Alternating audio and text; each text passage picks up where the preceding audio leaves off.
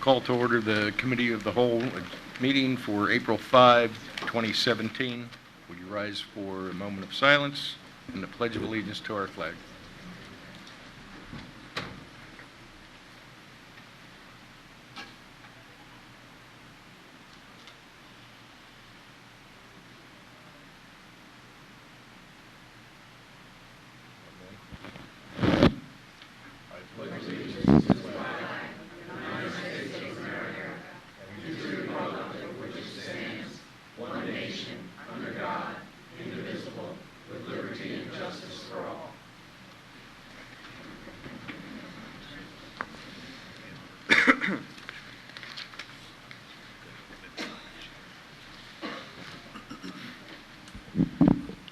Okay, as I promised in my New Year's resolution for this year, we're going to start each Committee of the Whole meeting with good news. And there's a little sadness to the good news because someone near and dear to all of us is leaving. But I'd like to turn this over for a presentation from our Police Chief, Drumheller.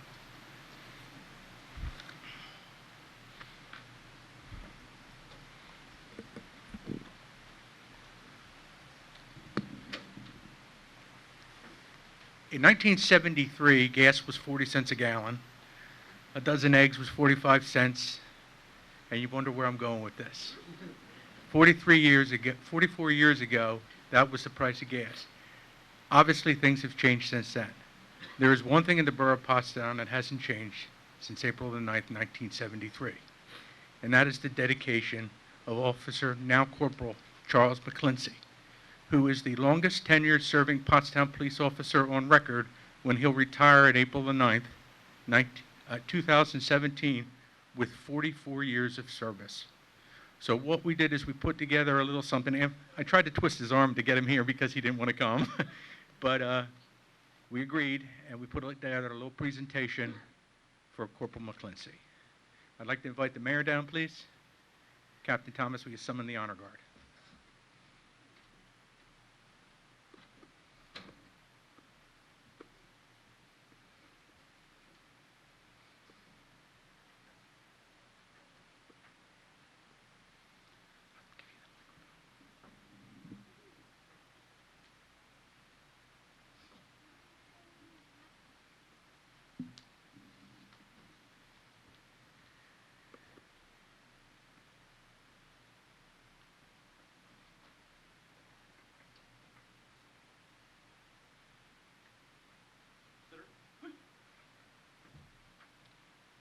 Corporal McClincy, we come to the front, please.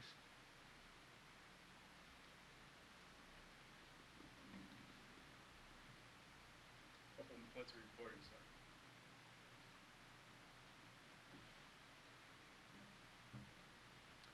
As you may know, this award, the Mayor's Trailblazers Award, is a new commendation for citizens that have made significant strides or firsts. And this Mayor's Trailblazers Award is presented to Corporal Charles W. McClincy, Jr. The Mayor's Office on Neighborhoods honors Corporal Charles W. McClincy, Jr. for blazing a trail as the longest tenured employee in continuous service to the Pottstown Police Department, April 1973 to April 2017. In addition, Corporal McClincy lived in the Pottstown area the entire time he worked for the department. He served as chairman of the Pottstown Police Pension Board for 26 years and served as negotiations chairman for the Pottstown Police Officers Association for 15 years. We applaud his constancy and dedication as a man of family and community. His vested hobby is family tree research. We extend our greatest regards to Corporal Charles W. McClincy, Jr. during his retirement. Thank you for your service.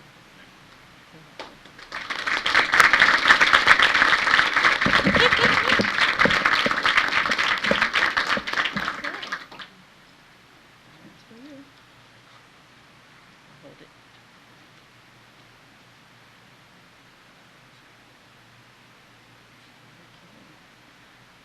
This commendation is from the Pottstown Police Department.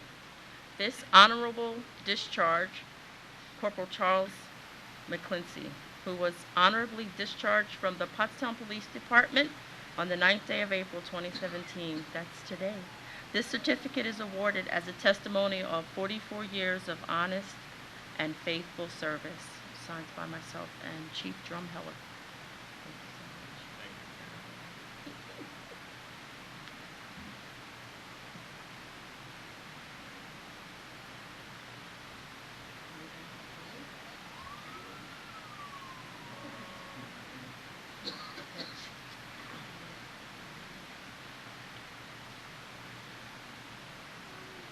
much. Charlie, I'm honored and pleased to give you your retirement badge.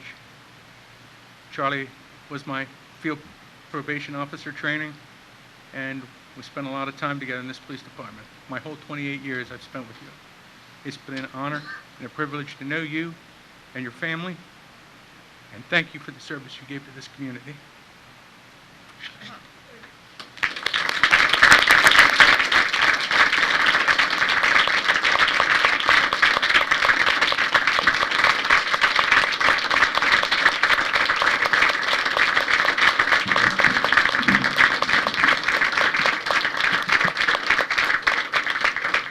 Thank you, everyone. It's been an honor and a privilege to serve my community. Thank you. Honor guard, 3 set.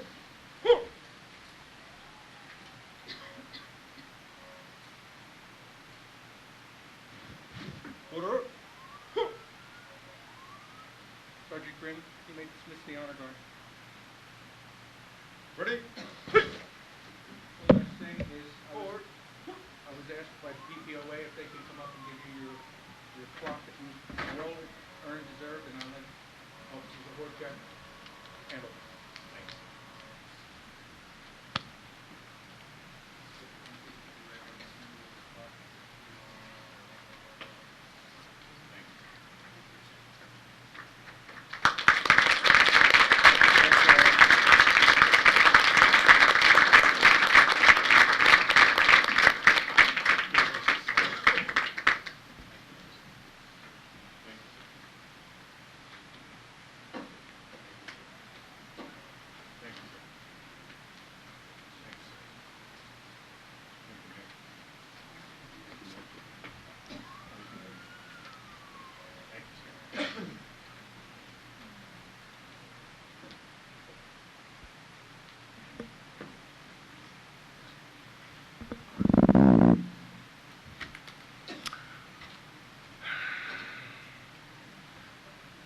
Second, under good news, we have invited Eileen Doutrick here from the Tri-County Chamber of Commerce, who really recently had an event talking about why Pottstown and what is so good about here.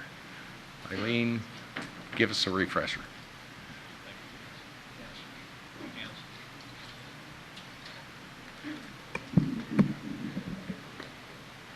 Well, I'd like to thank Council President Nguyen for inviting me to be here today, and I have to say that's really hard to follow.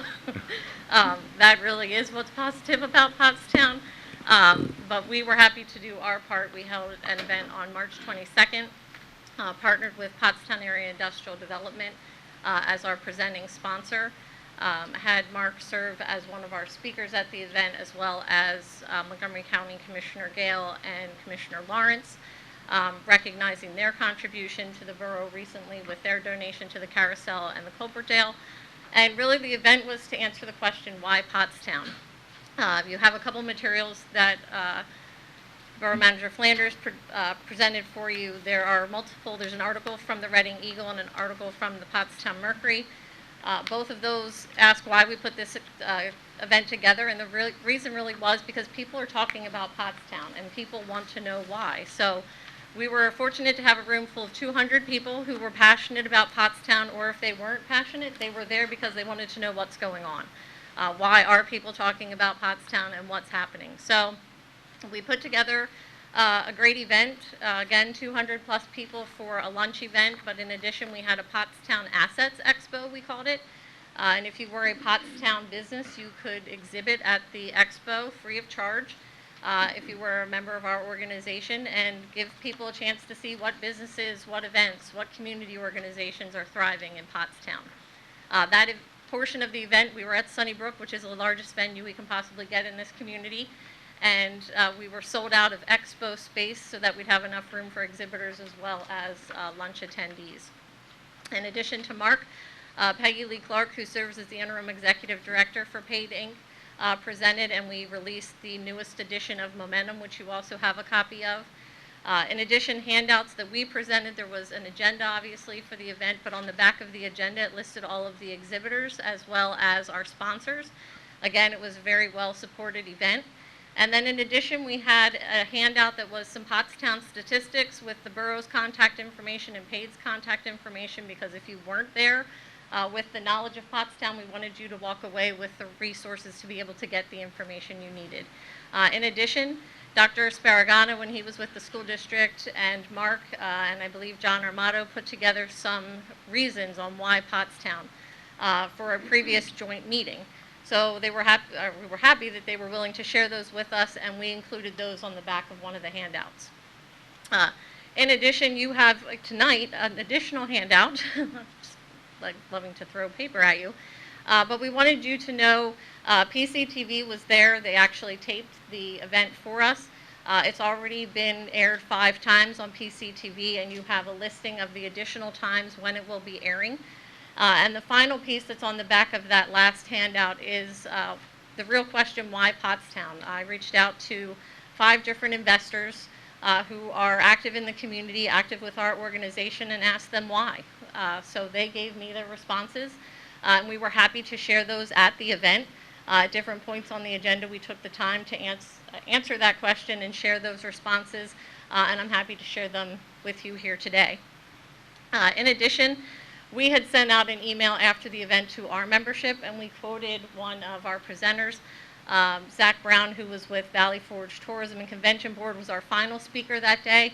And his final remark just is something that I think leaves people thinking about it in a little bit of a different context. And now I can't find it. I had it here a minute ago. He basically said that we're not waiting for Pottstown to become a destination. Pottstown already is a destination. So we were happy to be able to tell that story and look forward to doing it again next year. So thank you again for the opportunity to be here tonight. Thank you, Eileen.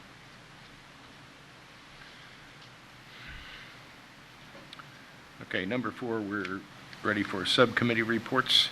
Councilor Culp, Infrastructure.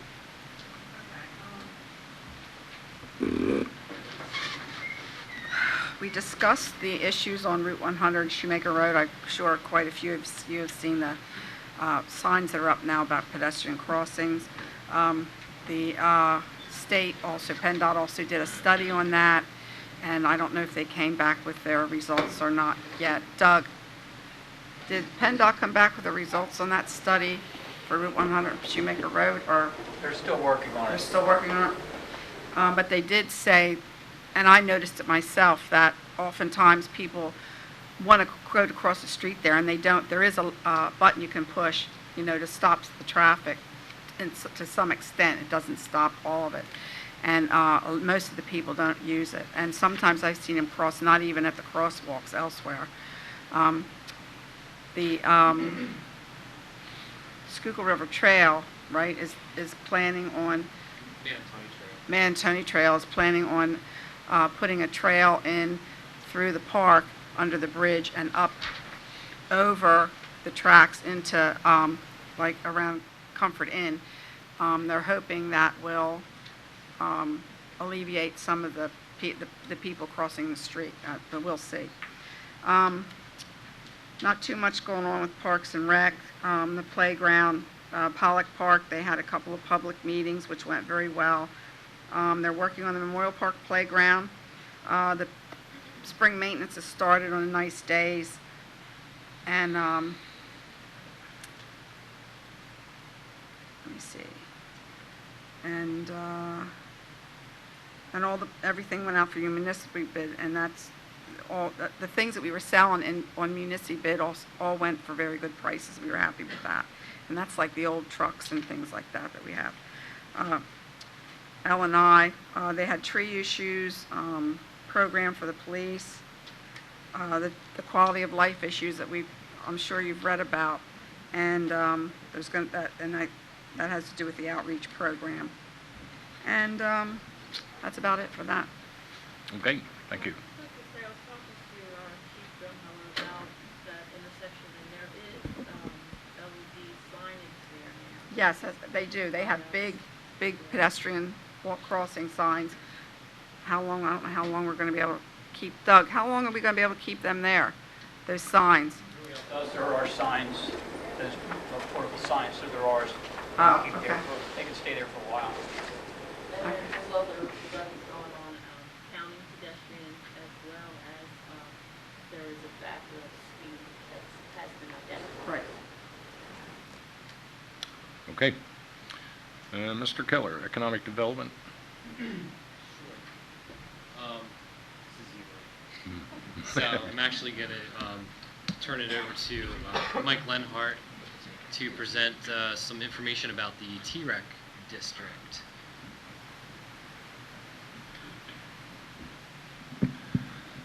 Okay, all right.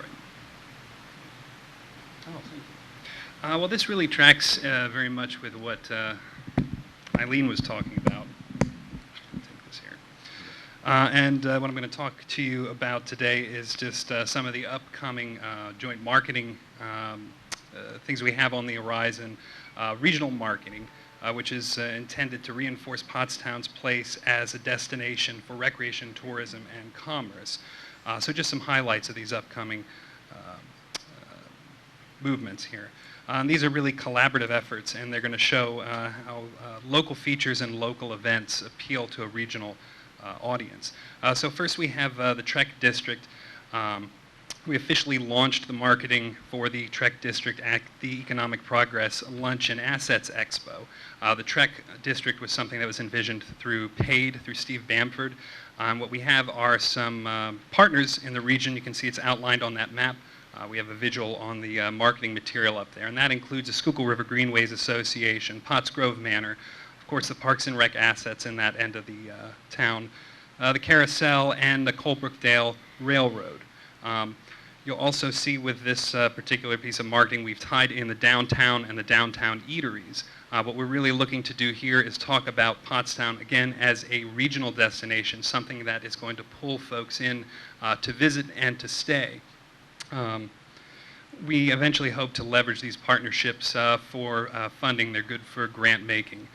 Specifically, we're looking for that mid-block crossing at King Street to get folks safely from Memorial Park to some of these other assets all the way through to the Schuylkill River Trail. Right now we have a document which is the TREC district, but what it really represents is a commitment to this collaborative effort, and we can look for good things going forward from all of these partners working together. Very much looking forward to seeing how complimentary hours of the Carousel are going to draw folks into Manatawny Green, and then also the Colebrookdale running more regularly. So these are some things to look for on the horizon.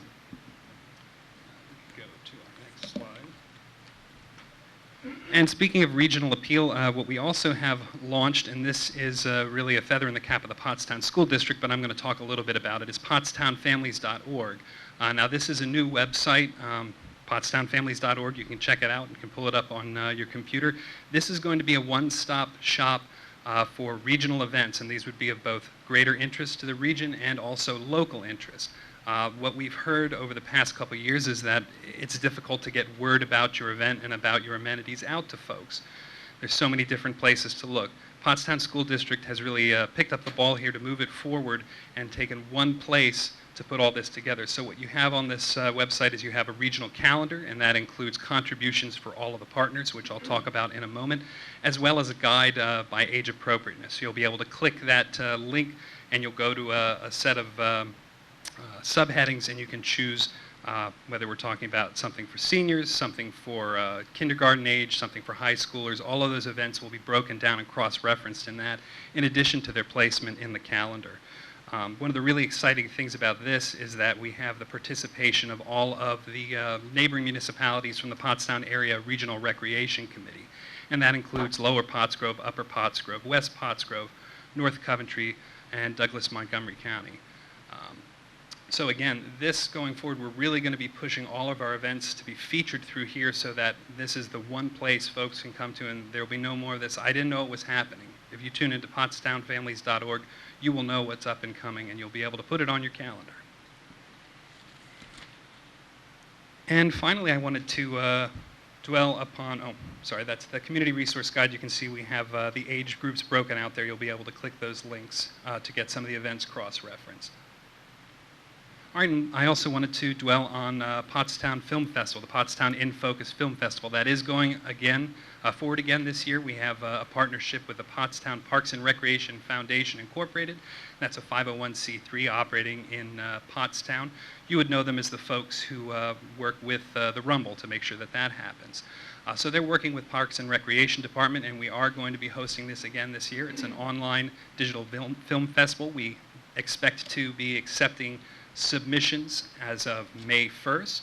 Up and coming for that, we have a volunteer meeting here on April 13th at 6 p.m. and I'd like to invite anybody interested in helping these events to happen to attend that, as we will be looking for collaboration from folks in town.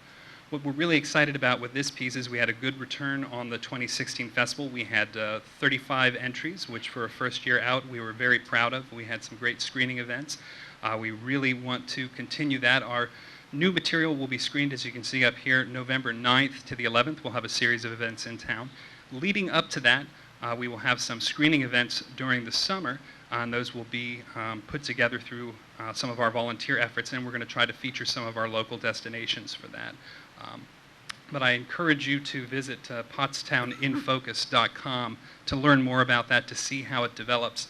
What we're really excited about is that we have 2 special awards meant to inform the submissions. We didn't want to put a restriction on the subject matter. We wanted it to be broad so that we can explore a variety of quality entries, but we want them to be informed as Pottstown-centric, and we've done that by making the big awards, the major awards, focused around Pottstown. So there's a special award for a love letter to Pottstown. That will be the entry that puts Pottstown at the center of the subject matter. And then there will be a special award for what we're calling Pottstown on Location, and that will be a special award for the entry that is filmed exclusively in Pottstown or the greater Pottstown region. Again, talking about regional collaboration, we really wanted to open it up to some of our surrounding partners. But those are just a few of the things on the horizon. Thank you for your time, and I'll be happy to take any questions on those items. Any questions from Mr. Lenhart?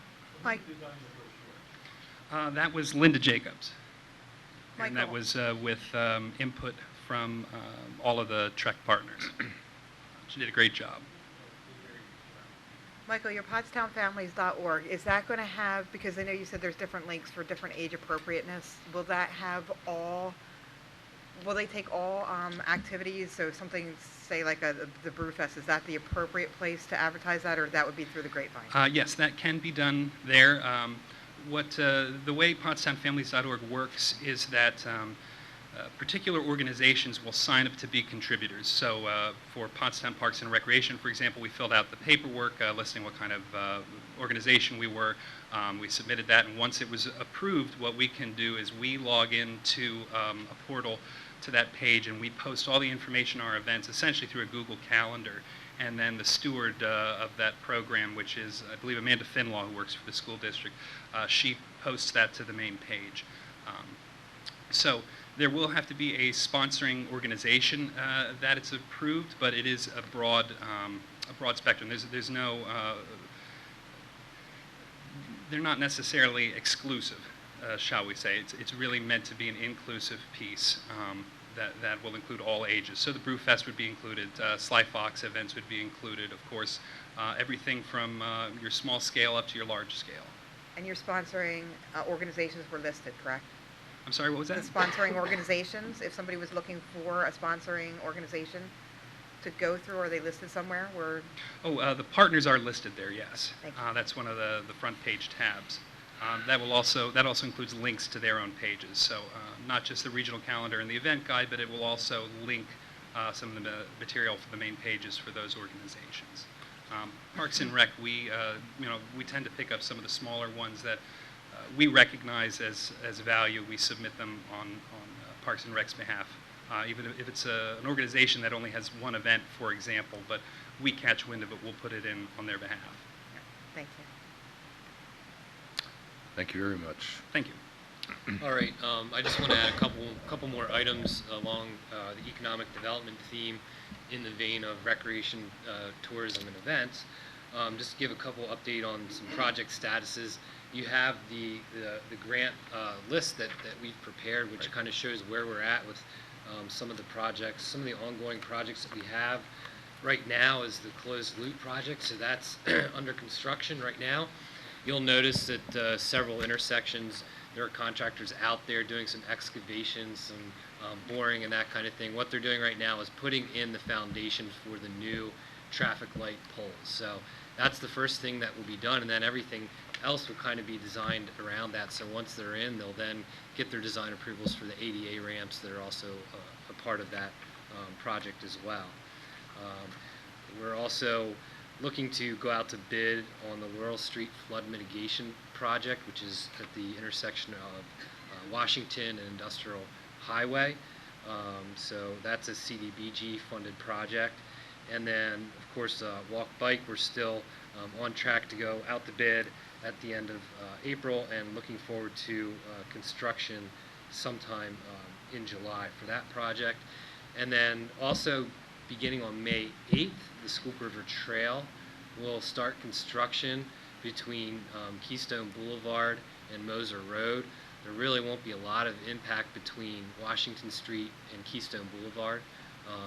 However, between Washington Street and Moser Road, there will be a guide rail that is installed, and then the trail will take up the shoulder of that roadway. So that project is being undertaken by Montgomery County, and it's as of now, it's on schedule. Great. And should last a couple months. So those are my grant and project updates. Very good. Thank you very much. C is transportation. Councilor Cole. I wasn't at the meeting, and maybe by next week I'll be able to get a. Okay. Thank you. Councilor Kirkland, tell us about the Ricketts Center. No new report. Previous report is still in effect. Next month I should have a summer report. Okay. Is Mr. Heidel here to tell us about Pottstown schools? Thank you very much. At our recent school board meeting, a new program is being implemented by our high school guidance counselors. It's called Naviance. The program will help match students with the best colleges for their intended futures and keep track of them after they graduate from Pottstown. Additionally, our guidance department has informed the board that 65% of the class of 2017 has been accepted to either a 2- or 4-year college, technical school, or will be enlisted in the military. The board also congratulated the Pottstown High School wrestling team for being tri-champions of the Frontier Division of the Pioneer Athletic Conference. As part of Music in Our School program, the woodwind and brass ensemble groups from the Pottstown Middle and High School performed a lunchtime concert in the east wing of the State Capitol building in Harrisburg. Afterwards, students were given a guided tour of the State Capitol facility. Thanks to a gift from the Pottstown Foundation for Education, engineering students at Pottstown High School now have a programmable control unit. The unit will be used for applications like robotics, heating and air conditioning units, and CNC machines. Last night, Pottstown Middle School Principal David Todd hosted the second in a series of community meetings to address discipline issues at the middle school. An audience of about 50 people heard Mr. Todd speak about the implementation of bathroom and hall monitors, assigned cafeteria seats, and additional adult supervision at dismissal. These and additional measures have been implemented to help curb behavioral issues around the campus and in walking routes home from school. The next regular meeting of the Pottstown School Board will take place on Monday, April 24th at 7 p.m. in the high school cafeteria. Thank you.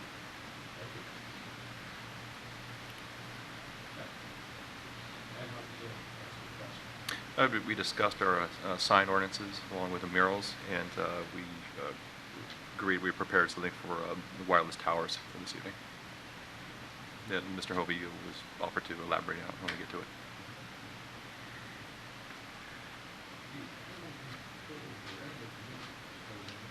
I'm happy to say that we have another township that is participating in our borough kennel and has paid their yearly fee, and that's Perkiomen Township.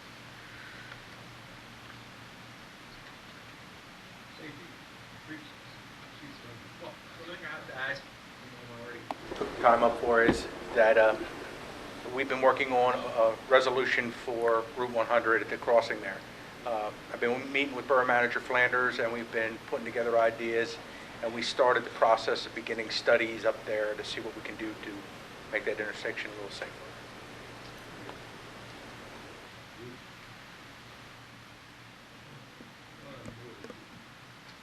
Thank you, President Nguyen. It's very honorable tonight to be able to herald an employee for 44 years of service in a time of the culture where most college students are encouraged and assured that they may change their career 6 or 7 times, whether it's related to changes in their own skill sets or their own personal desires to live in another area. And I'm just glad that today there was a lot of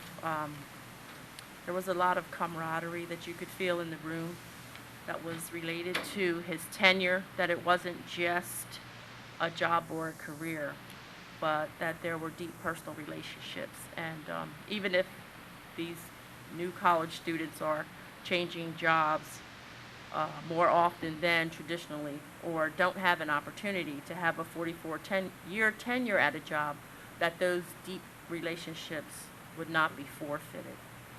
I'd just like to say a few events that I attended. On March 29th, I attended the ribbon cutting ceremony for Operation Inspiration, which is a conglomeration of faith-based organizations and secular organizations, and they have received desktop and laptop computers for community use and after-school programming in a funding coordination with BB&T Bank.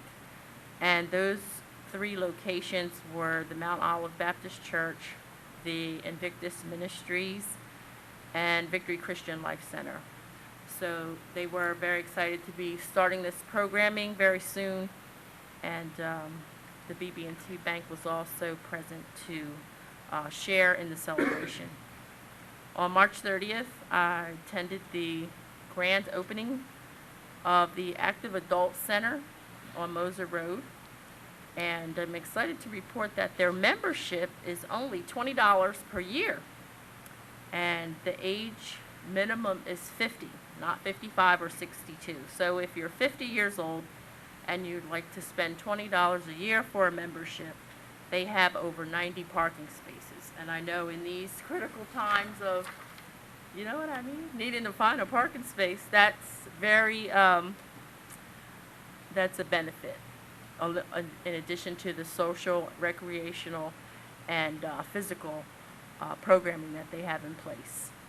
On Saturday, April 1st, I attended the NAACP inaugural luncheon at Sunnybrook, and it was a very exciting time to see the efforts of the leadership and the executive committee as they came together to relaunch the Pottstown branch. So we wish them well in their endeavors.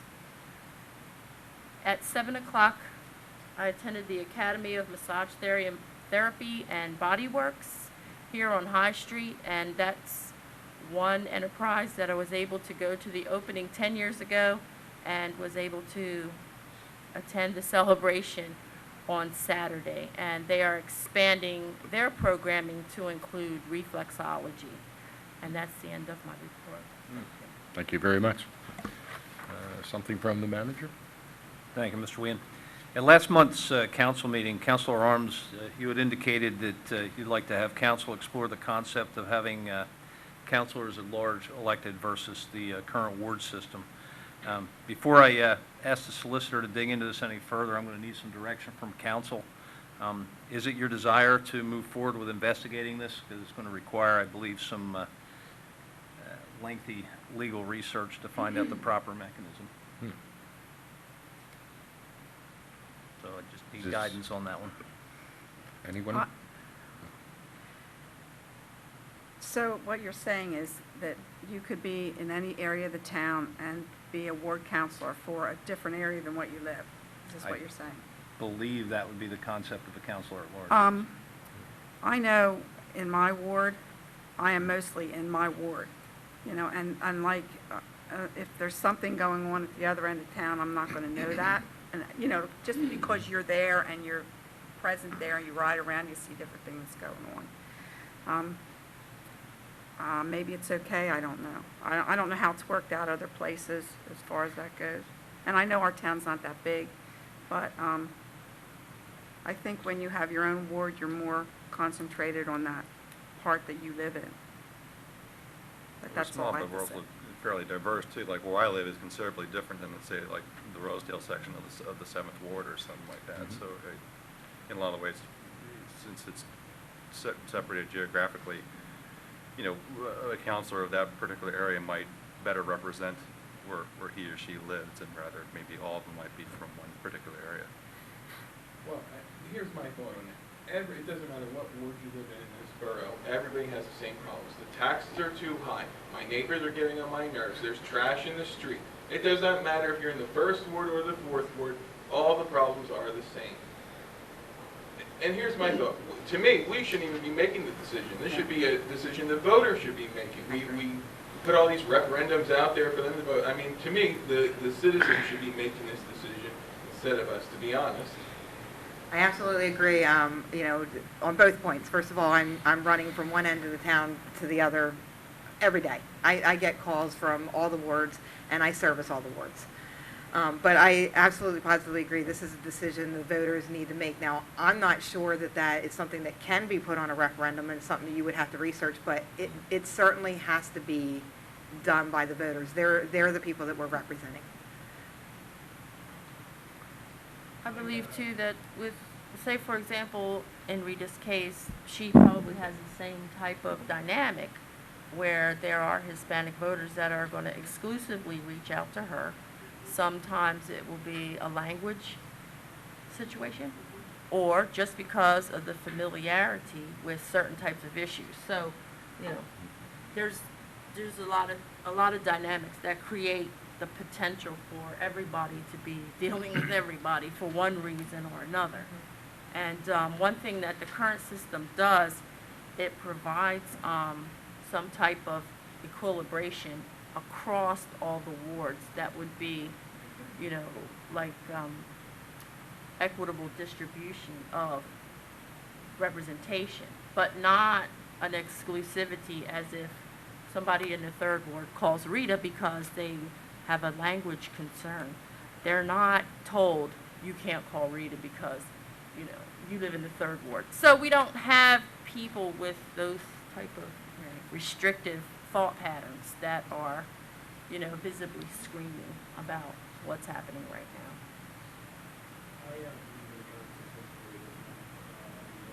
Counselor should live in the ward that she represents. I'm not opposed to adding 2 at-large counselors, but that was an option. Maybe adding 2 additional counselors to the 7, or enlarging the wards and then adding. I'm opposed to adding 2 at-large counselors. That was an option. With 9. That's mine, right. That's my take. Well, I think, and my whole point was, we just need to get rid of wards in general. I'm not saying that I would be representing people in the 2nd ward. I'm saying the ward system is pointless, and it's, I mean, what do we use it for? To find out where we go to vote. That's what that ward system is used for right now. Because nothing is stopping somebody from the 1st ward from calling me and saying, and of course I'm not going to say, call Ryan, I'm not dealing with it. I mean, you're going to handle whoever calls you with a complaint or their kudos, because believe it or not, we sometimes get somebody saying good job on that. Rare, but it happens. So my whole point is the ward system is so outdated. Ginny told me back in her day there were 20 borough councilors.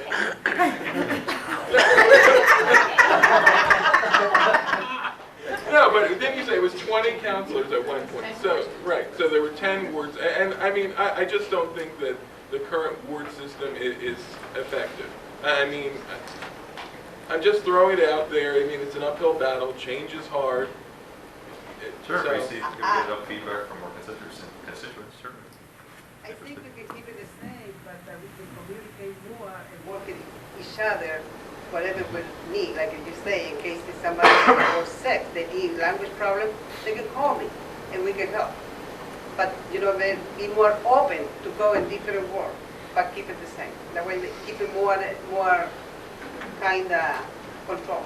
For the constituents, you mean? Because if I get a call that I'm not having, like I would refer somebody to you, Rita, if I got a call that I was having difficulty understanding. But the constituents are pretty open to, you know, like I said, I get calls from all over, so they know who to go to for help or whatever they feel comfortable with now. But I do think Norristown, somebody asked about other municipalities. Norristown has 7 counselors. They have 5 wards, and then they have 2 at-large counselors. So and I think of all the townships, I think all the commissioners are at large. I'm not 100% sure.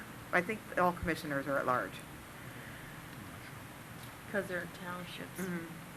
But also, you know, there's geopolitical implications about the districting of wards that has to go into that bailiwick as well because of the redistribution of boundaries for things besides the borough. I think it's more than like state representation. Right. What I see is a downside risk to going to 7 counselors at large is at some given point, it could be that all 7 are coming from one ward. So if we had 7 counselors, Yeah, it's a possibility. could have 7 counselors from the Rosedale section. And people on the west end, the south end, might start saying, hey, you know, we have no representation because everybody lives over there. You know, subsequent elections could have all 7 coming from Ward 2 or Ward 3. And, you know, having 1,500 or 2,000 in your ward is manageable. And yes, we all receive calls from other wards, and that's fine because we're all representing the entire town. And I know for myself, if I get a complaint from a ward outside my own, I certainly let that counselor know, as we all should. Yeah. So what I do is if there's an issue, I'll carbon copy the counselor of that ward. Where I sometimes run into problems is I'm not really sure myself, except for my ward, where some of the lines are. So I'm not sure who to copy. So it would have to definitely be an open communication system between everybody if it was an open ward system, so that we're not doubling up on the same resolution. Yeah. I mean, here's the thing. So if you're saying you had 7 counselors from Rosedale, I find it hard to believe that they wouldn't be looking out for it. Because here's the thing. When somebody calls me with the same issue, whether they're in Ward 4 or not, I try my best to resolve the issue. And if those 7 people are all from Rosedale, and somebody in the 4th Ward has an issue, and they keep calling and calling and calling, they're going to find a resolution or an answer. So to me, it doesn't matter where you live in town. I mean, we're all facing the same problems. The taxes are too high. We complain about crime and drugs and this and that. It doesn't matter where you live, whether it's Rosedale or on Willow Street.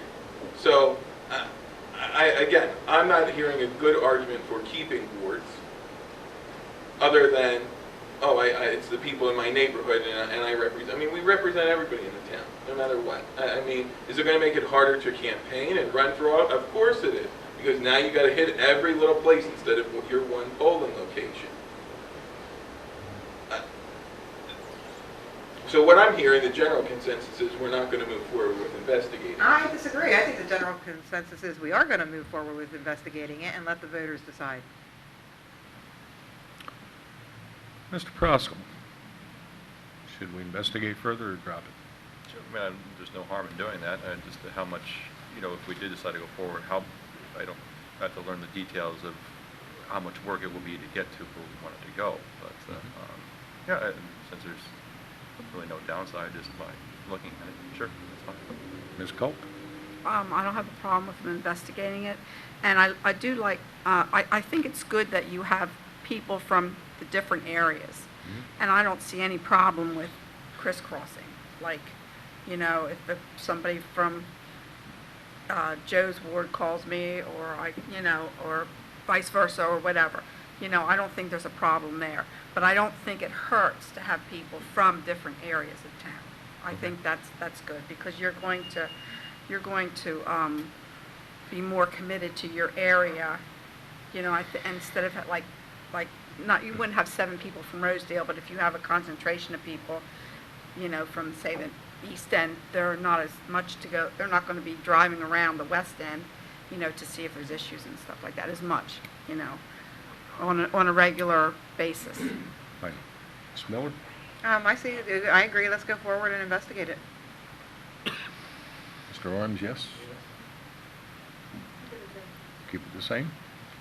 Yeah, I'm still basically behind exactly what I said before. I mean, if we're going to investigate adding 2 more at large, I don't have a problem with that. I'm not in support of investigating further as to changing the whole system.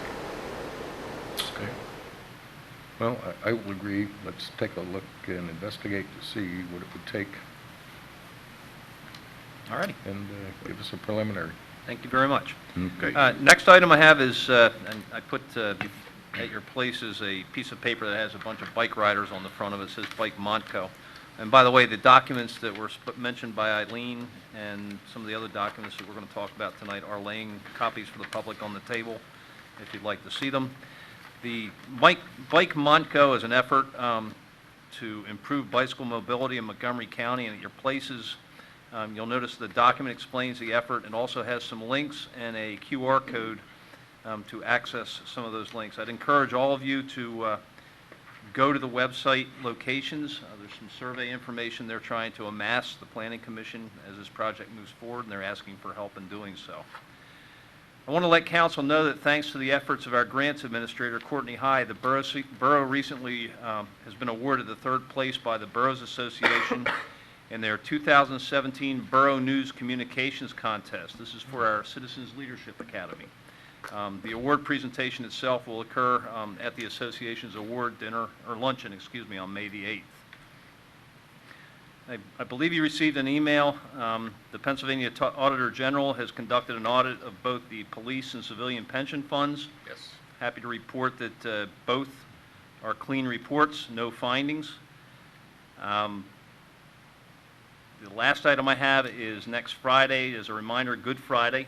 Borough Hall will be closed. And that's the extent of my report. Very good. Thank you. And those reports, the auditor's reports are available on the Borough website? Yes, that's correct. Yes. And before we move on to the next, I believe Chuck wanted to have some input on the research of the ward system. Yeah, just a comment. I'm listening to all the counselors provide their feedback, and I guess from what I've heard, there's really 3 issues you'd like some guidance on. First is the process to abolish the ward system. Second is what, if any, impact a vote or referendum can have on any process you decide to undertake, and whether that is binding or simply advisory. And third, based upon what Joe has indicated, the process for expanding the council to provide potentially for 2 at-large counselors, which would then bring the council to 9. So those would be the 3 items. We would come back to you with information so you can consider it further, unless there's something else you'd like to see as part of that research. Just one question. Would it make sense to maybe also research broadening the wards and then still having 7 counselors, but doing it similar to what Norristown does and have 2 at large and then 5 ward counselors? So you would just be extending the border limits in that research. Correct. I mean, again, I'm not sure exactly how Norristown works, but what I heard Joe said was basically keep 7 and then add 2, so you'd have a total of 9 counselors. So the process for adjusting would be similar regardless, but at least you'd have options of how you could handle it. We still wouldn't have 20 counselors like in Ginny's day. In Ginny's day. Okay. Moving to number 7, we have a resolution, the DCNR C2P2 Memorial Park Phase 2 renovation. That would be me, Michael Lane. This is the first time I've been before council. I want to introduce myself. I'm the Regional Recreation Coordinator. Started in October, and I took over from Justin when he decided to become Assistant Borough Manager. And tonight I'll be talking to you about Memorial Park Master Plan and the renovations around the Fountain of Youth Spray Park. But before I go into that, I just want to help you understand one issue. I have my magic laser here. And the Memorial Park, from the end of Monotony Trail up to Route 100, I am in the process of writing an RFP for the Tri-County Trail Study implementation phase. And what that involves is I'm going after some work through a civil engineer or a landscape architect to provide design and engineering drawings to connect the trail that starts at Memorial Park up to Route 100 underneath the bridge and over and connecting along Route 100 up into the shopping center. So I've done a project similar to this before in the state of Delaware, where we added a trail underneath the bridge. It was very effective. It was very safe. And so I'm really excited to let you know that I'm writing that now. We're going out for bids probably later in the summer, and we're getting design and engineering drawings for that. And I think you can include that in all the rest of the studies that are going on with that whole Route 100 intersection. So the other projects that the borough is looking at within Memorial Park, I think that you are writing a grant for the mid-block crossing over here at King Street. There's some future expansion of the dog park we'll be looking at later, as well as expansion of Colebrook Railroad Station. The project that I'm looking at right now, getting some DCNR funding, is Fountain of Youth Spray Park area. We're approaching this in 2 phases because of the funding.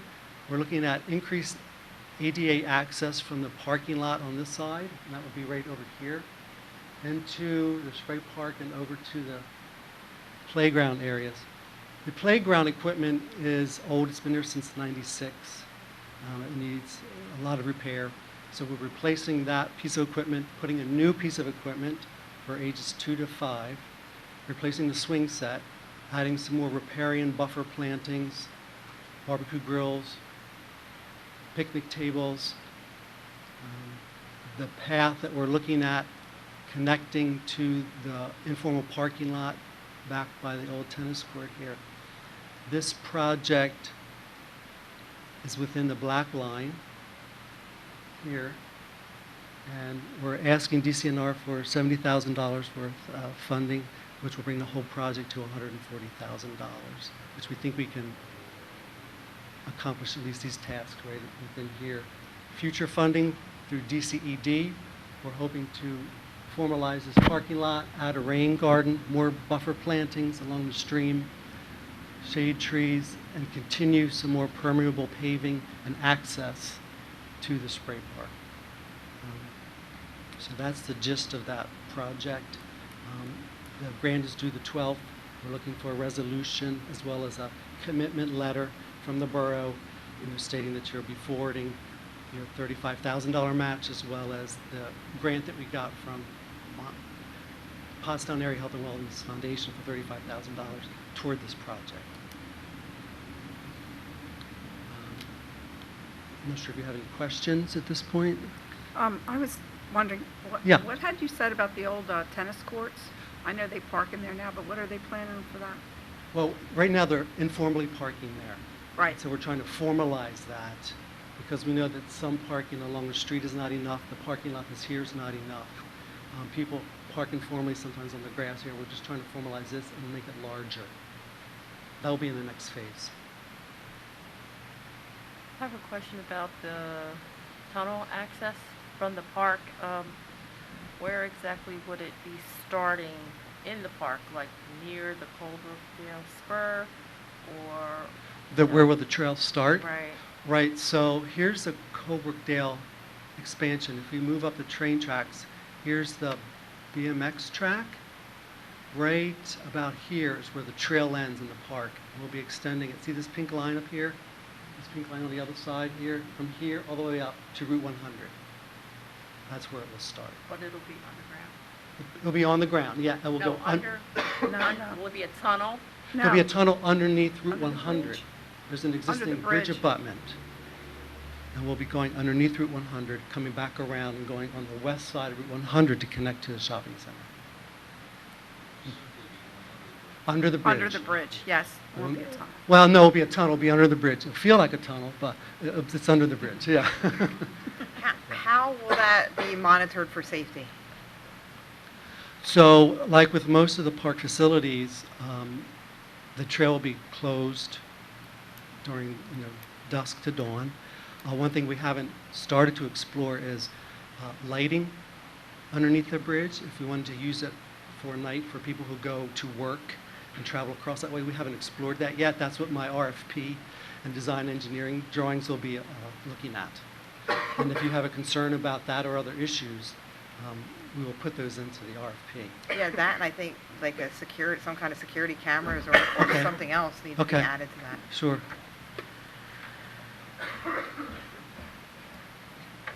Very good. We'll list that for Monday evening.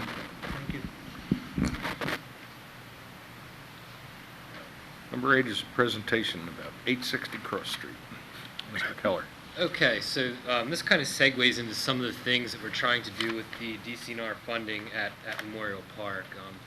Memorial Park, I'll give you a little history here, was acquired I think sometime in the 60s or 70s with federal funds through the Land and Water Conservation Act. Section 6F of that act says that no property acquired or developed with assistance with that funding shall, without the approval of the Secretary, be converted to any other use other than a public outdoor recreation use. So at some point over time that detail was lost, and because there were really no other places to go, a pump station was constructed in the southwest corner of Memorial Park, really for a lack of any other better options. For a while, DCNR really wasn't checking up on these use restrictions, and recently they've really started to rein in. And we're not the only municipality where they're starting to look at some of the use conflicts that we have. So when they were inspecting our site, they flagged the pump station as a use that was an unapproved conversion of recreation land in Memorial Park.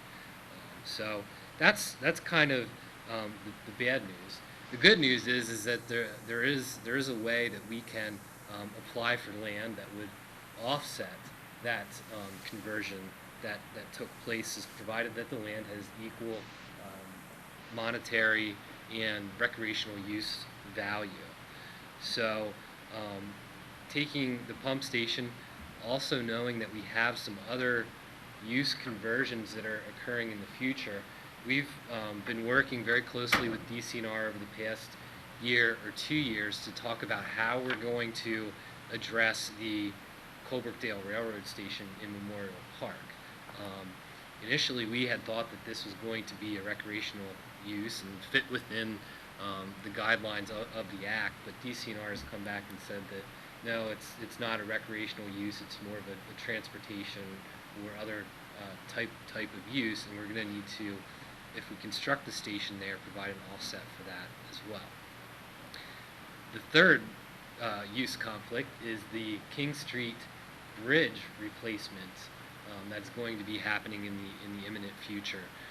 PennDOT, in order to make that bridge work, they have to take about, I think it's 1,800 square feet of right-of-way, which is, for the most part, a lot of it's over the Manatawny Creek.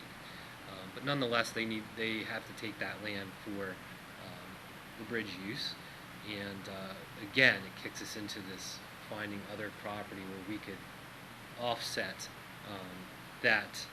that use. So we looked at a lot of different sites, and Erica had actually, the previous assistant borough manager, had started this a while ago before I even got here, and when I got here, I knew that eventually we were going to be looking for funding from DCNR for Memorial Park, and it was at that time when they told me that, well, you're really not going to give you any more funding unless you have a plan in place to find offsetting recreational land. So fast forward to today, As it happened, we're going through a master plan development for Pollock Park, and having really exhausted any other potential offset options, we were presented with an opportunity to acquire a piece of land via donation right across from Pollock Park. The address is 860 Cross Street. A little bit of history: that was a former industrial site. It was at some point, I think in 2006, it came into the hands of BASF, which is a large kind of conglomerate company. There was really no active use on the site. There really hasn't been any use on that particular site for a number of years, and BASF has no use for it, and they would like to get rid of it. So there are some caveats that come with that property being a former industrial site. There are some levels of contamination under the ground surface. So as a condition to convey this land to anyone, whether it's the borough or a private developer or anyone, the EPA makes the property owner undergo an evaluation to determine what contamination is present on that site, and then also what remediation efforts need to be done in order to protect the site or protect anyone from coming into contact with that contamination in the future. So they have a approved remediation plan, and which consists of a soil and an asphalt cap over the site. Now, as it happens, as we were going through the master plan for Pollock Park, there's an existing basketball court there now. Then we've discovered that there's actually a need for additional basketball courts. So really, this is a fortunate situation that we find ourselves in, needing land, being able to potentially acquire land through a donation, and then also having a plan for recreational use already in place for that piece of property. And that's another requirement that DCNR has. They don't want us to just go out willy-nilly and acquire property. We have to have a plan for recreational use, and then we also have to have the funding to put that recreational use in. So under this potential arrangement, the property owner would cap the soil, they would cap the asphalt in a configuration that would allow for 2 basketball courts, parking, driveway access.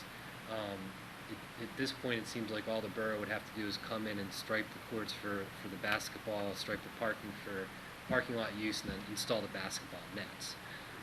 So it solves a huge problem for us, potentially, and it allows us to move forward with a plan in place, which is a requirement in order for Michael Lane to apply for this DCNR funding for Memorial Park. So we're still investigating it. We want to get a better understanding of what the specific remediation plan is, what the specific contamination is that is under the ground. But at this point, in order to engage with more meaningful conversations with the property owner, we're asking Borough for a letter of interest. It doesn't commit us to anything. It just says that, hey, we're interested in possibly acquiring this property, and we direct staff to look into this farther with the property owner. Should we ever get to the point where we would be willing to accept a donation for this property, obviously we would have to come back to council, give you the details, and get your approval for that. So if council would be interested in providing that letter, we could probably have Actio, which is the company that represents the site, come out and give us a presentation, a little bit of history, and what this transaction would involve at our May committee of the whole meeting. So, Okay. I guess if there's any questions at this point, I can try to take them.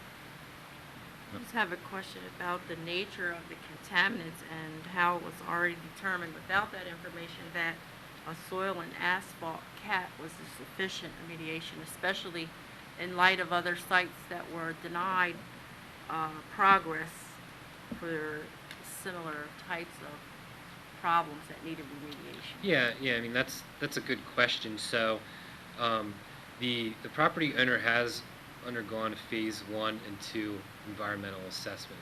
They have all that data. They have the approved plan from EPA. They're hesitant to release that to us unless we show that we have an honest interest in possibly acquiring the property. So in order to get that detailed information, we need to basically make them comfortable with the fact that we're interested in pursuing this farther, potentially, again, without committing us to anything. But we should also have the same due diligence regarding children playing on top of Right. whatever, Right. you know, for long term. So it's almost like, well, we're not going to tell you what's under here unless you pretty much commit to buy it. No, that's not the case at all. I mean, they're going to fully disclose Okay. what the contaminants are before we would. I mean, I would personally would never go down that path without knowing fully what we're getting into and understanding that there is a plan approved by the EPA for remediation. So obviously, they would put a pretty significant soil cap. Usually the caps are a couple feet thick. The asphalt cap would go down, and that would take care of capping in that type of situation. But there would be no digging or anything like that allowed on that site after that point. So essentially have to remain capped. But the whole issues with MS4 and runoff and leachates and all those things. I mean, those are all matters that are relevant to soil contamination. Right, right, and part of usually the reason why the EPA and the other environmental agencies recommend a cap is because that cap is impenetrable. So even when they're putting soil down, they will usually, just as was done in 140 College Drive in the bioretention areas, that whole area is lined underneath with an impermeable liner, so that the water does not, the contaminants do not leach into the groundwater. So those would be the types of details that we would be looking for as we get this plan from the property owner. But yeah, that would be an EPA requirement that you'd have to prevent leaching. Yeah. Thanks. About the paving, I know the EPA likes to see, well, with the stormwater runoff and that type of thing, and a lot of lots, they like to see the impervious paving, and I guess because if there's a problem with the soil, then they just basically cap it.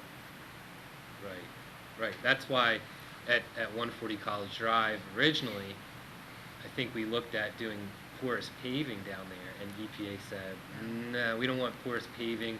We'll allow you to retain the water in the parking lot in the islands, but we don't want that water penetrating through the ground and potentially getting into the water table.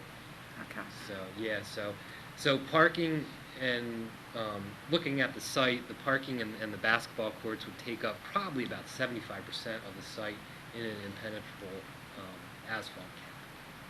So that would take care of a big part of the problem. Was that, right now it's just all gravel, so any water that's getting in there now is leaching. was that known as like a Superfund type site thing, or? I mean, I don't know. It wasn't a Superfund site, but I mean environmentally industrial. Yeah, I mean it was a heavy manufacturing site. I think there were adhesive products that were made on that site at one point in time. So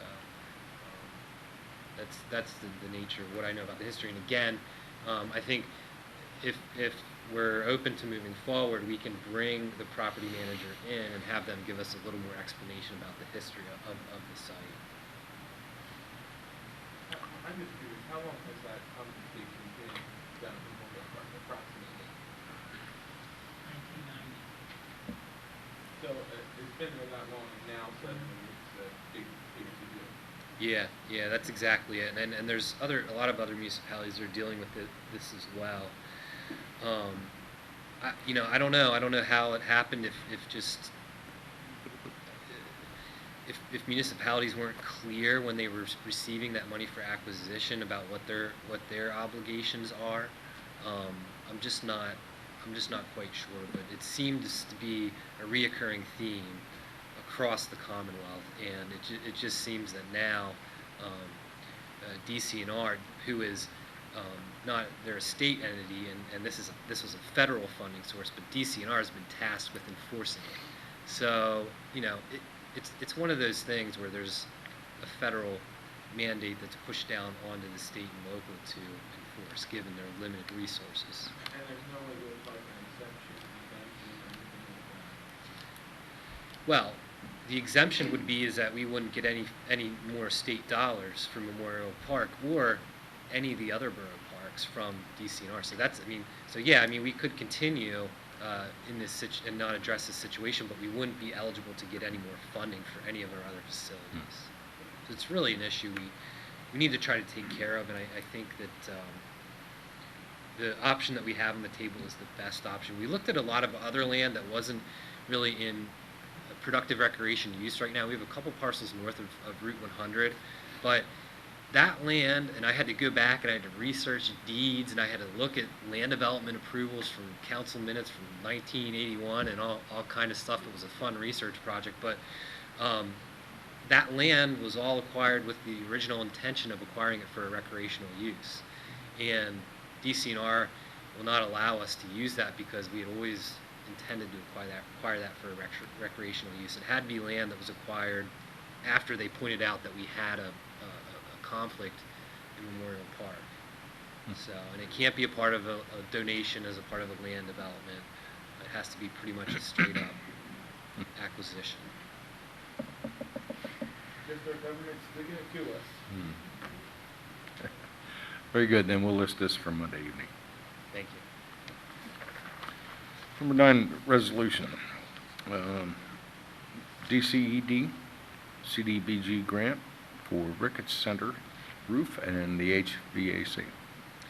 Yeah, so we have several grants that we're looking at applying for this month. This one is through the Community Development Block Grant Program, and we've long had some issues with the roof leaking at the Ricketts Center, which is a property that we lease to the Olivet's Boys and Girls Club for them to run their programming.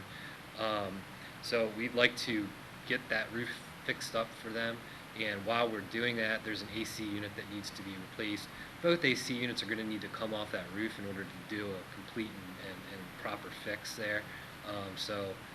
While we have the crane lifting them off, we're going to replace the one because it's actually not functioning anymore at all, and that's the AC unit that goes into the gym space. Okay. The rest of the building has a fully functional HVAC system, so this will kind of bring them up to par with what they need to function.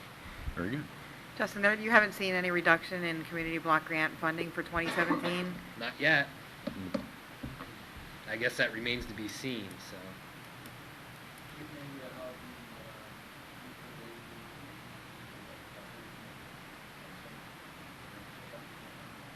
No, it shouldn't shut them down at all. That's really all exterior work.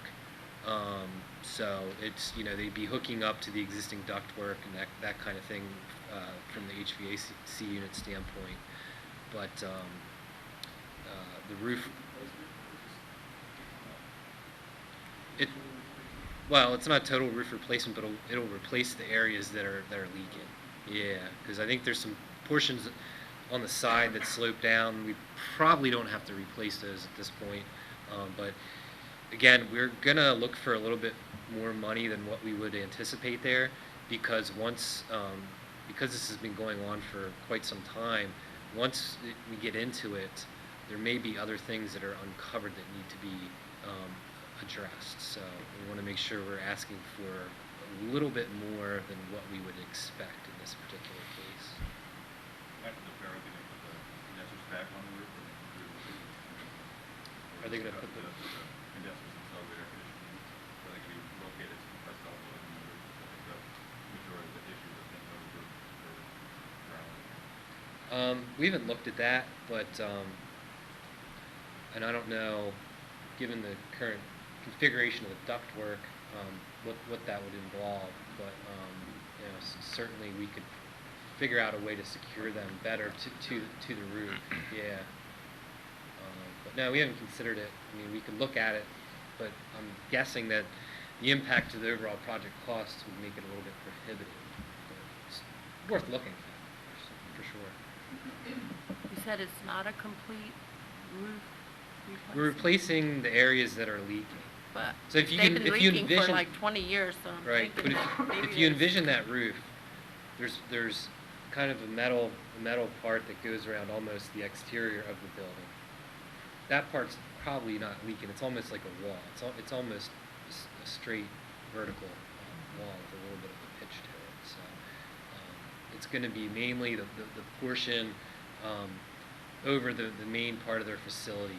The gym area seems to be okay, so it'll mostly be that eastern half of the building that'll get replaced. Okay, no further questions. We'll list that for Monday. And another resolution for the Bureau of Aviation grant for the East Apron and the T Hangar Taxiway. Right, so this grant is for engineering only, for repaving of the East Apron and the T-Hangar Taxiway. So this is in line with our 12-year plan that we look at every year for the airport. These are the areas that are in the worst shape at this point in time, so those are the areas that we want to address first. So the way that the timing is, we kind of scrambled to pull this together last minute, because when we were made aware that funding may become available, we kind of had to scramble to get it together. But the way that the funding for this works is that we need to be able to move on this at the end of April, and we don't have a council meeting at the end of April yet. So we don't know how much money the Bureau of Aviation is going to grant to us, but what we want the resolution to say is that if we're allocated money, that the borough will pursue a grant for this project. So we're confident that the allocation is going to come through, and again, it's just the timing of it that you need to word it a little bit differently. Okay. So. Fine, we'll list that for Monday. And now, zoning ordinance amendments. This is concerning wireless towers. Yeah, so this is me again. Oh, okay. So it's been a busy couple months.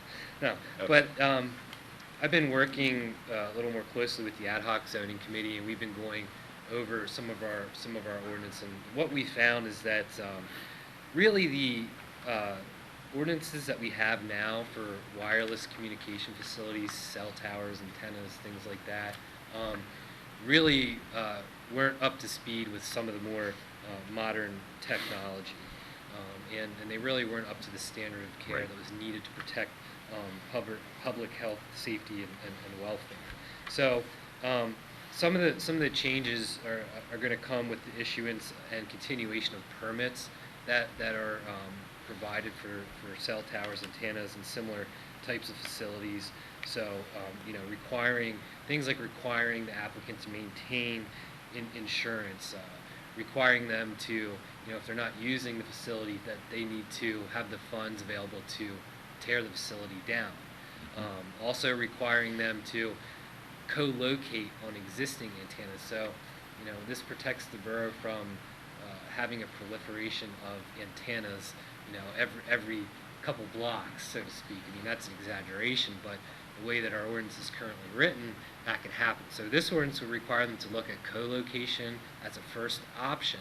And what they would have to do is prepare some studies that would determine that they had no other options for co-location on an existing tower in order to build a new tower.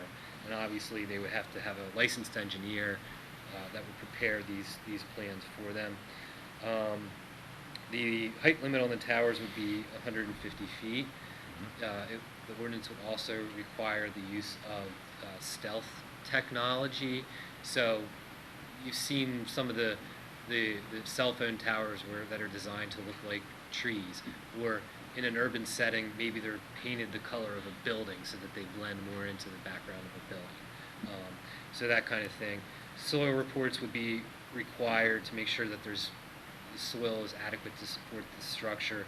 And then notice to all property owners in 300 feet would have to be notified as well. So those are kind of the main points of this ordinance. The ordinance would also only permit towers within the flex office, highway business, and heavy manufacturing districts, provided that they are not within 100 feet of the boundary of the downtown conservation district. So preventing towers from being installed in residents' backyards is kind of what that zoning language means. The other thing that we added in there that's actually different from the ordinance that you have, but we can add that for Monday, is a exemption for telecommunication facilities on municipal or educational property. And this was done so that it's not cumbersome when we're setting up our security camera, surveillance camera system, because this ordinance could potentially be interpreted to apply for that. So that would exempt the municipality from putting itself through a permitting process for that. And then also for high-speed wireless communication between municipalities or educational facilities. We're using some of these now, and we wouldn't want to prohibit that going forward. So this ordinance would exempt those owners from these requirements. Okay. Aren't most of the towers privately owned, more or less? I mean, yes, on a private property, basically. Yeah, typically they're leased either from a private property owner through an easement, or they're owned outright by and then the property owner gets like a lease. A revenue. From it, yes. Yes, correct. Now the ones that we have in the borough, they're not necessarily on borough property, are they, or are they? Some are, some aren't. Yeah. Okay, no other questions? We'll list that for Monday. I just asked you, the towers are permitted on flex office, manufacturing, what were the other? Heavy manufacturing and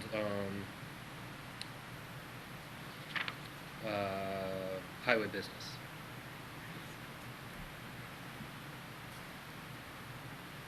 And I guess they also have to be okayed by the FAA too, depending on where they are as far as airports are concerned.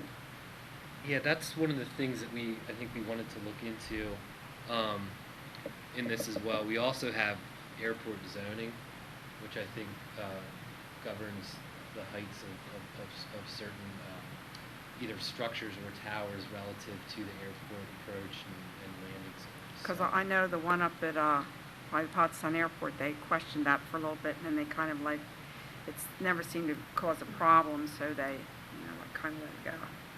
Yeah, from what I understand, that was taken up with the FAA and kind of put in their hands, and that's kind of where it was left. But you don't want to create any new problems. Right, exactly. And I don't know if Matt has more to add. Correct. On the aviation safety, there's general language in there saying it's got to comply with all FAA regulations and laws. And then we're also looking at putting additional language in for the copy for Monday that would specifically require a certification from the FAA that there'd be no impact on our airport as far as departure and arrival flight capacity. Very good. Okay, 12 is Padita, beer tent for Almost Friday events. This would be a request from Sheila Dugan for a beer tent during the Pottstown Farm. Sheila, if you could comment on it, please.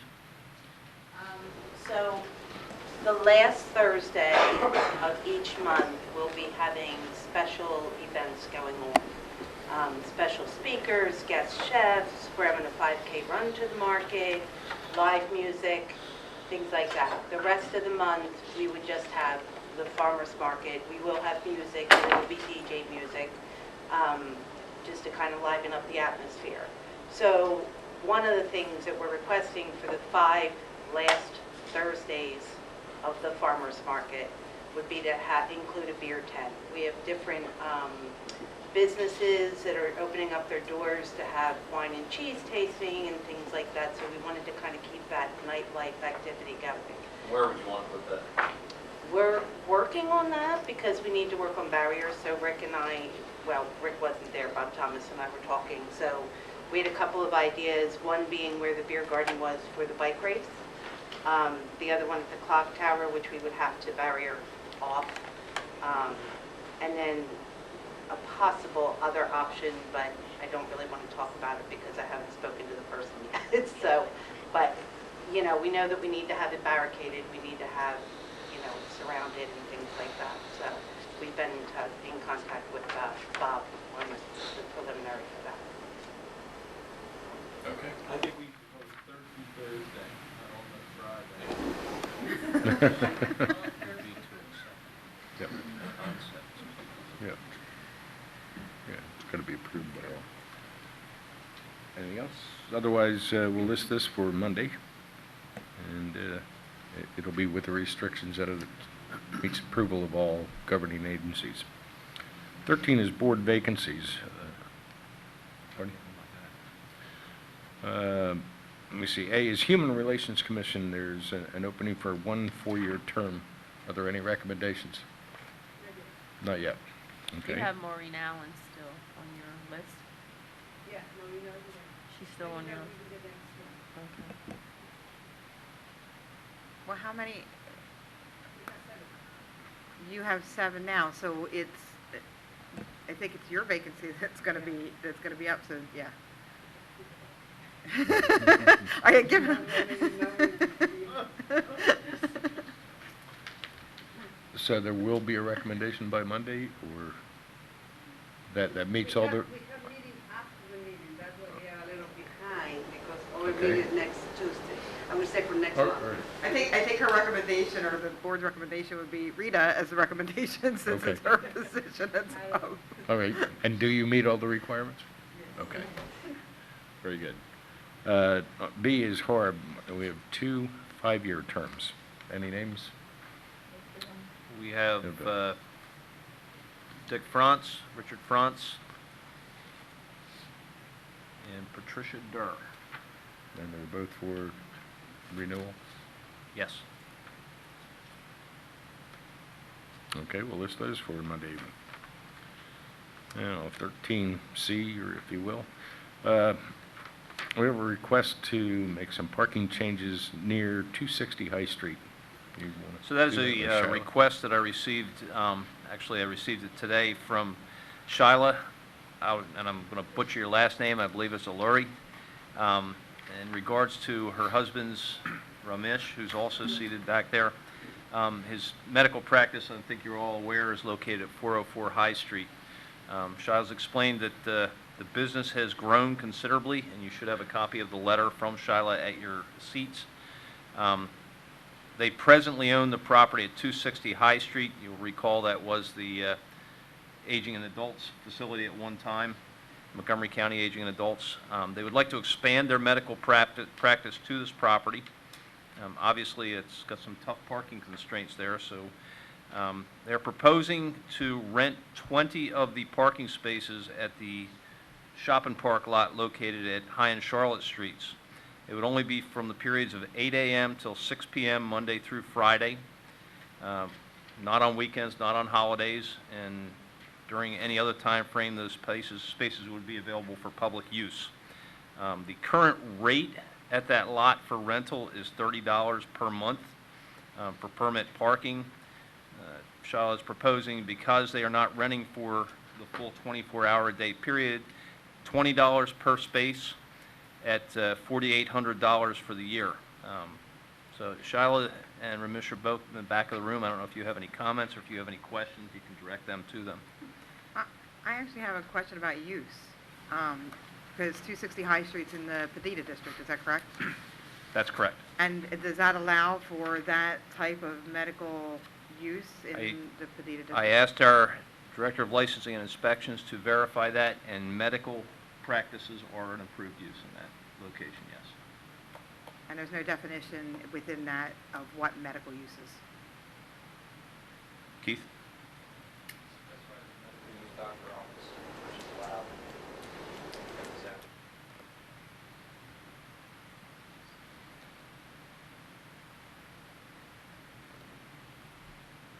You want me to say it? Well, I know what you're thinking. I can read your mind, Cheryl, from across this table. I mean, I do have concerns, but go ahead, Dennis. I'll say, look, it's recorded, and Evan's going to tweet it out, and people are going to come after me. So it's down in the Padita district, and I remember back in the day when I worked at Family Services, and they were kind of chased off of High Street, and they were up further on High Street, but the clientele that they were bringing in wasn't what we wanted to see on High Street, and they kind of were pleasantly told move somewhere else. And I'm a little hesitant to say, oh, you know, just going along with this when we're trying to improve the downtown and bring restaurants and visitors, and I don't know. It's my 2 cents. Are we on the same page a little? We're on the same page. I think that to allay your concerns, this would be the same clientele that you don't see hanging in front of 404 High Street, since they are a medical practice and they are patients who have appointments, and I believe Shiloh wanted to comment on that. I guess if you have a concern like the same thing like the aging and adult, we are not in the Shiloh, can you use the microphone, please?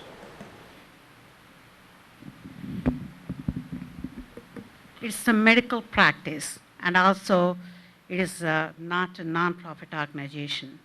So we work with the insurance companies, and our clientele is totally different. It's a medical practice. So it's like a doctors, nurse practitioners who sees the patients, who prescribe the medications. So it falls under a different category than if you are considering like whatever you had before, like a creative health, or maybe if you're thinking about the aging and adult, that's a different category. What type of medical practice do you practice? Psychiatry. Thank you. You're welcome. Is there anything else? What is Suboxone? Suboxone treatment is like somebody who's drug addict or something, so they come and take the treatment. So there's a part of the psychiatric procedures which they do, but that's not the primary. Like we have anxiety patients, we have depression patients, different diagnoses are there. So this is one of them, treatment that we provide. Yes, please. So he's Dr. Elori. Hi. Okay. Primarily the practice what we have here is a psychiatry plus psychological and everything. It is a group practice with nurse practitioners who prescribe the medications, and I am the MD who supervises everything. I am a board certified physician. And also we have different types of practices in that we cover from children, adolescents, adult, geriatric population, and including substance abuse and alcohol dependence. We take care of every aspect of the problems with addiction, psychiatry, depression, everything. And also, I don't know, I don't know exactly what concern you have about is it because of the medical assistance or otherwise different kind of insurances, but it's purely a private practice in which we cater all kinds of commercial insurances. Every commercial insurance, including the Medicare, we see the patients. I don't know whether if I answer your questions, if any other concerns you have the practice-wise and what we do, I'm here to answer every question you have.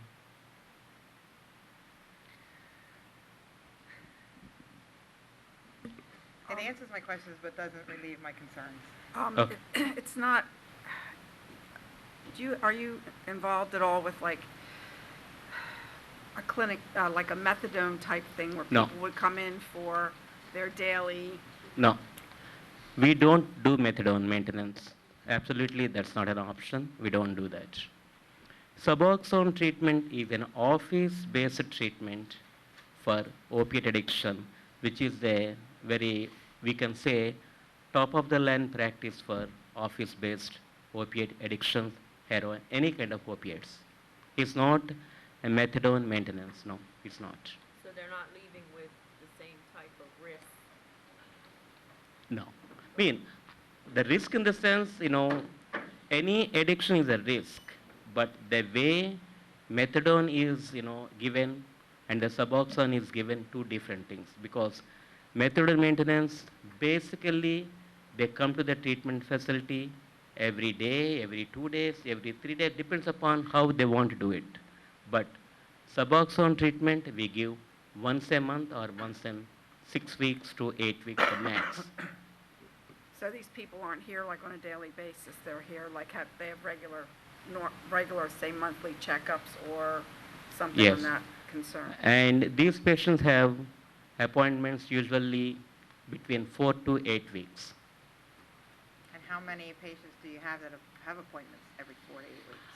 Average, because right now I am the only certified person to do the Suboxone. My nurse practitioner also certified. Okay, so right now I see I'm in the office 2 days in a week. So on average, I might see between 8 to 10 or 12 patients on a given day when I'm there. I think my hesitation is thinking of Dita and that downtown district, and when you talk to people and say, well, why don't you go downtown? What are their answers typically? I mean, besides there's nothing to do downtown. Get that out of the equation. But you have to think about it. When you say, well, let's go downtown to eat, are people like, yeah, let's go down to High Street on a Wednesday night or Wednesday? You know what I mean? They're not. They say maybe there are some unsavory characters around, whatever the case may be, and that's where my hesitation stems to supporting this. I think if you get some support from Pedita, maybe some other businesses in that area, that might be helpful. It may make me feel a little better. This does stop at 6 p.m. What's that? This does stop at 6 p.m. The office staff hours are like 9 o'clock, but the office staff comes in at 8:30. So most of the practice will be done at 5 o'clock. So we are not there for the evening, anything, whatever is going on. And second thing, as he said, is primarily, it's not the patients what we are doing. He's there only twice a day. Rest of the time, in a week, twice a day. Rest of the time, nurse practitioners and other people are there practicing. Are there other doctors? The doctors. Right now, I am the only MD. Okay. We are planning to recruit more and more people. I think, probably you all know that the current trend of practice is hiring more nurse practitioners under an MD. That is what we are following too. I see you have a Psych D, which is also PhD level person. Yes. The PsyD, PhD are the highest in the psychology levels, like a MD for the medical like me.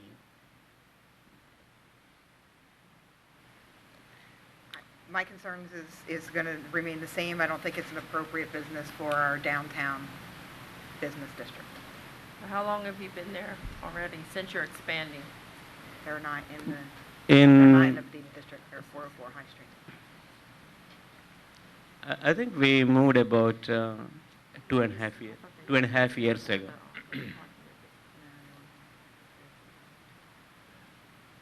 Okay, we'll list this for Monday. And Mr. President, just so I'm clear, I understand that the zoning officer has determined this to be a use that's a permitted use. So the issue before you is whether you want to rent the parking spaces. They certainly have the right to use the use as they see fit. it's not a matter of the building. Correct. I think we get It's just the parking. Just want to Right. make clear the request is for the parking, not the use. Okay, clear. Okay. Do the staff or the parking authority, whatever, do they feel that those spaces being used will take away from the public, or do they feel that, do we have enough space to accommodate them? There is enough space there, we believe, to accommodate them, and I just want to point out that I believe there are 60. 80. 17 current permit parking, 17 vehicles in that lot, or sorry, 17 permits issued. The value of those 17 permits in a year is $3,430. So their proposal exceeds what we're already making in permits in a year. And our revenues from parking vary anywhere, from the paid parking in that lot vary anywhere from $11,000 to down to $7,000 in a given year.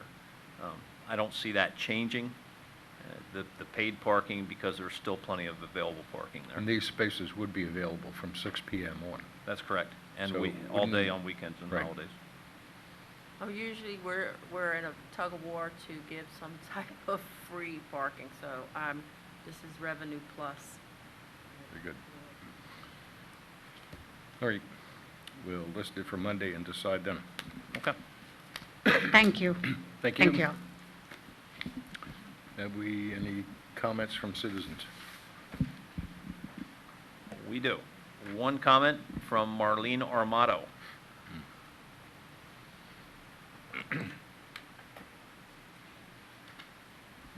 Thank you. I'd like to revisit the bike lane project on Roland Avenue.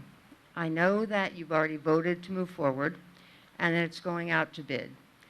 But what I'm asking is that the next time you receive grant money, someone look at the back end of the project before you get to the point where the design can't be changed or you can't move forward because you're going to risk losing the grant money or risk not receiving grant money in the future. Someone needs to look at the impact on the residents that the project's going to have. My second point is that I disagree with the statement or the assertion that only 6 or 7 people are going to be affected by this, because all the parking is going to be shifted to the opposite side of the street, so they're going to be affected. All the neighborhoods surrounding it are going to be affected because the property values are going to drop, because who wants to buy a house with posts in front of it? I'm fairly certain that you wouldn't want posts on Walnut Street or West Chestnut Street or West 9th Street or North Evans Street.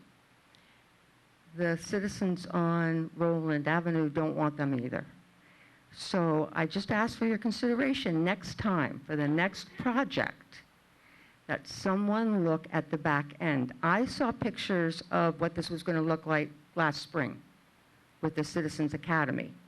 So I would think that all of you would have seen what they would look like also. So I thank you for your consideration, and it's just a thought for the future. Thank you. Okay, thank you. That's the extent of citizens' comments. Very good. How about councilors? Councilor Arms. Councilor Paez. Okay. Councilor Kirkland. I just wanted to piggyback a little bit off what the mayor said. I want to also congratulate the Operation Inspiration, their leadership with Jim Gorham with the opening of the computer learning centers. I also wanted to congratulate the NAACP with their re-inauguration of the Pottstown grant number 2288. Councilor Proskal. Well, apparently my little boy is allergic to eggs, so we had to take him over to our new medical urgent care. Actually, they're a little concerned, so they actually had a Goodwill come over and take him to Pottstown Memorial, and I'd like to thank the EMT guys. They were very good with him. Had a little stuffed animal and everything, and I guess one of the reasons why I bring it up is, one of the reasons why I like living here in Pottstown, because I have not only one, but 2 emergency facilities within 5 minutes away from me. I mean, if I lived out in the country somewhere, sure, maybe my taxes might be a little bit less, but I think there's something to be said to have everything here in Pottstown. Good point. Councilor Culp. Councilor Mill. I got 2 to add on a positive note. I'm very happy with the success of the Citizens Fire Academy, and I'm sure that that will be in their fire report. It was very interesting. We had an entire family that completed all the classes, So it was a husband and wife and their 2 children, so I think they might be some future firefighters. Great. And then we also had putting out fires, State Representative Tom Quigley and State Representative Tim Hennessy, and then Corey Walter, who is the district director from Congressman Costello's office, also joined then for a question and answer and see how on a federal and state level we can start working towards sustainable fire services, which is a problem not just in the borough, but it's challenging for all the municipalities throughout the state and throughout the country. I also want to mention that not everybody might not know what incredible talent we have locally here, but we do. And on May 6th, Saturday, May 6th from 2 to 6 p.m., our wonderful entrepreneur, musician, photographer Adam Burke has organized a music food fest at Smith Family Plaza. And there are four bands that will be playing, and Adams was Madam Inc., Jordan White, Hexwork, and Another Day Dawn. So this is really exciting, and during this time is also going to be the Arts Walk will be taking place, and that's the first Saturday in May, so the car show will also be taking place. So that is just a wonderful triple event that we have in our downtown. Great, thank you. Mayor. I would just like to say, with the election season, that be very careful of all information that you take in regarding whether it's authentic or not. You should always check the source, and everyone should be very careful of libel, slander, and defamation of character. Thank you. Thank you. I have nothing more to add. Meeting adjourned.